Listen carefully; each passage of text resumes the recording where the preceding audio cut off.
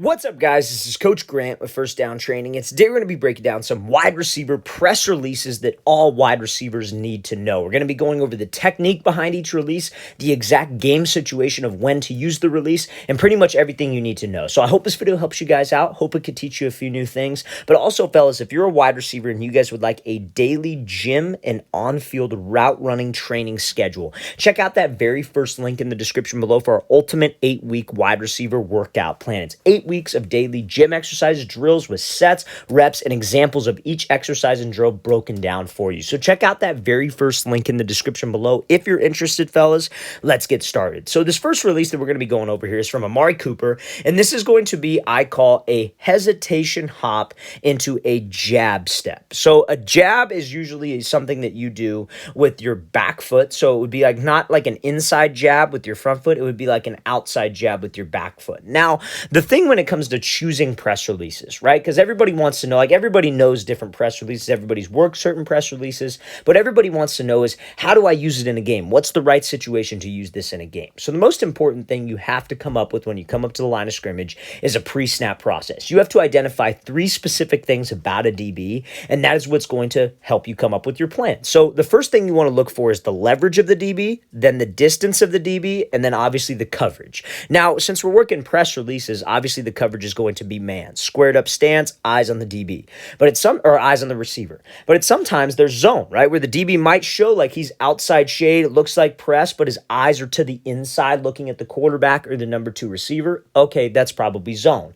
So you have to be able to identify those things. So let's play this release from Cooper, and then we'll go over everything. So he comes off the ball, he closes the space, gives this wide step move, or this wide jab, I should say, and then gives this inside break on that corner to win. This is, I would consider this more of like a box corner, especially because he's from the outside. A box corner is where you stem 5 to the inside, push up 10, and then break out to the corner, but it's an inside like stem corner, if you will. So when you come up to the line of scrimmage, first thing we identify, what's his leverage? So leverage is essentially where he is shaded. I say leverage a lot, and not a lot of people know what I mean by when I say leverage. It's essentially where he is shaded. So if you come up to the line and he's shaded like to the inside of you, right? Like the middle of his body is even with my front foot, that means he has inside leverage. If he's shaded to where the middle of his body is even with your outside foot, that means that he's outside leverage. And then in this case, if he is head up right in front of you, I would just consider that head up leverage. So that's what we identify first. So what that tells us is that we have kind of a two-way option. If you have an outside breaking route, you probably want to try to fake like you are going to the inside and take this outside release. If you have an inside breaking route, or like this case, an inside stemming route like a corner, you probably want to fake to the outside, right? So it tells you could go either way. Now, the second thing that you want to look for in the pre-snap process is the distance, right? Because that's what tells you about the release that you choose. Because the distance, like honestly, fellas, like all the releases you should use are very, very simple. But the distance of the DB is what dictates what I do off the line. So you see how we got like maybe a yard of space here with us in the DB.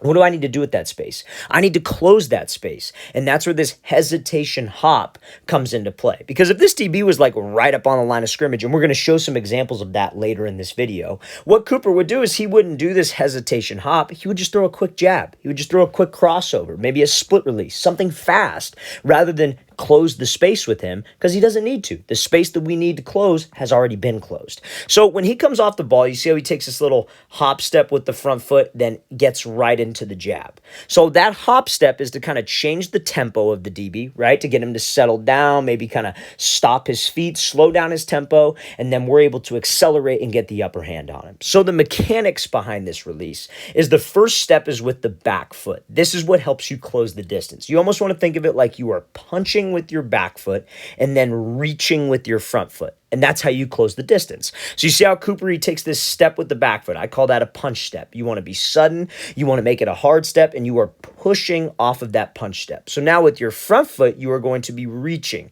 And guess what that does? That eats up the cushion, and that helps you step on the toes of the DB. You're essentially bringing the line of scrimmage to him. If you bring that line of scrimmage to him, then we got him where we want him. Because now the jab move, if I have the right mechanics, can get me separation. So again, this is a hesitation hop. So you punch and reach into a jab. So this jab, to get this DB to move to the outside, where do you think it has to step? It's got to step outside of his frame. You have to actually threaten him like you're going that direction. A DB who's disciplined is going to be watching what? He's going to be watching your hips. So if you guys just do all this like pointless movement behind the line of scrimmage and try to make the guy miss laterally without closing space, you're not going to get any separation. You have to close the space, eat up his cushion, then let's make him miss. Let's step outside the frame. Let's have my hips. Let's have my shoulders sell, because that's what will get him to bite, and that could get us that inside release. So imagine if he was just running a post or a dig or maybe a curl. This would be easy money. It's a box corner, so it's a little bit more challenging, but we have to take an inside stem, so that's why he took that inside release. Now, let me ask you this. What if he had to run like a route like a fade, right, and it was an outside release? Could he do this same release? I probably wouldn't recommend taking the inside release when he's in head up press. However, what he could do is he could take that punch step, he could take that reach step and throw a jab to the inside. Because remember, that's how we dictate what we do off the line. What's the DB's leverage and what's the distance? He's head up and he's got about maybe 1.5 yards of space between me, so I know I need to close that space. And with an inside release, I fake to the outside. I have a two-way go when he's in that head up press. So let's play this again, full speed one more time. This is a great release here by Cooper, attacking the leverage, or attacking the distance, I should say, and then making that DB miss to the outside. So now, let's talk about this next situation. So let's go back to our pre-snap process. DB is lined up. Again, this is head up press. Not shaded to the inside, not shaded to the outside, so that's his leverage. His leverage is head up, I guess you could say, right? That's the leverage that we're looking at here. Now, what's the second thing that we had to identify? Distance. So he is right up on that line of scrimmage. I do not have much room to operate. So do you think a release like that hesitation hop would work right here? Probably not, because there's no space that you need to close. If you do that hesitation op, you're just going to run right into him and he's just going to get hands. You guys want to try to just make him miss right off the line. You almost want to make him miss like, not, you want to step outside of his frame. You want to make him miss laterally, though. You don't want to just be doing all this pointless head and shoulder movement. You want to make him miss laterally by stepping outside of his frame. Make him miss. You guys all know what I'm talking about, and I'm going to show this example full speed. So that's our pre-snap process, and that's how we come up with our plan. So this release is going to be considered a crossover release. So let's play this full speed, then we'll break it down. So this wide receiver hits a quick crossover, gets some separation, and then is able to win on that slant route. So let's talk about it. So on a crossover release, you want to think of it like you are stepping in the direction you are going first. So he's got to go to the inside. He's running a slant, right? This is like a one-step slant route. So if he's going to do this crossover move, you got to step with your inside foot first or your outside. Your inside foot, right? You want to step in the direction you are going first. So you see how he takes this quick jab to the inside. It's not stepping vertical. It's not trying to close the distance. Again, when that DB is right up on that line and I don't have much room, I got to make him miss laterally. So he hits this quick jab to the inside, then he throws wide to the outside. Again, this cut is very, very similar to that Amari Cooper example. But remember, he didn't need to do that hesitation hop because why? The DB's right up on that line of scrimmage. So he makes him miss laterally. He steps again outside of his frame, his hips, his shoulders. Everything is selling like he's taking that outside release off of that quick inside like jab. He wants his DB to think he took a quick inside jab, steps wide outside the frame, and gets him to miss. Now, obviously, when we play this full speed, this wide receiver has some quickness to this move, right? There's some quickness to the crossover. So the mechanics behind this is that this first move will push you into that second step of the crossover. So you see how sudden he is and how quickly he steps into the ground. That foot, you are shooting it into the grass as hard as you can. And when it makes contact, you are pushing off of this foot. When you push off of that foot, that helps you step wider. That helps you bring your hips and your upper body with the cut so you're not reaching outside of your frame. That's a mistake that a lot of guys will do when they try to make a DB miss laterally. They will step too wide and their hips and shoulders don't move. That's why it's very, very important that the first part of this crossover, you push, you're bringing your upper body with it, even while taking those quick 2 steps. Let's play this again, full speed one more time. Great job by this wide receiver hitting that crossover and making this DB miss laterally when that pre-snap process requires us to not close any distance. So, next release we're going to be talking about here is a slide crossover release. So we're mainly going to be focusing on the mechanics of this release and how you guys can actually execute this and put this into work, because this is as good as it gets with a slide release. So I like using this release when the DB is inside shade press. So like you could kind of see how or you could do it when he's head up. It's pretty much honestly either or, but it's a slower developing play. So like he's going to be running a slant route here. You could do this on a 5-yard like under route as well. Those are are the two routes that I like it against, but it's slower developing. So, but on a slant, like usually that's a quick route. You wouldn't do this if the quarterback is just catching it, taking one step and throwing, because he's going to be sitting there waiting for us and he's going to move on to another read.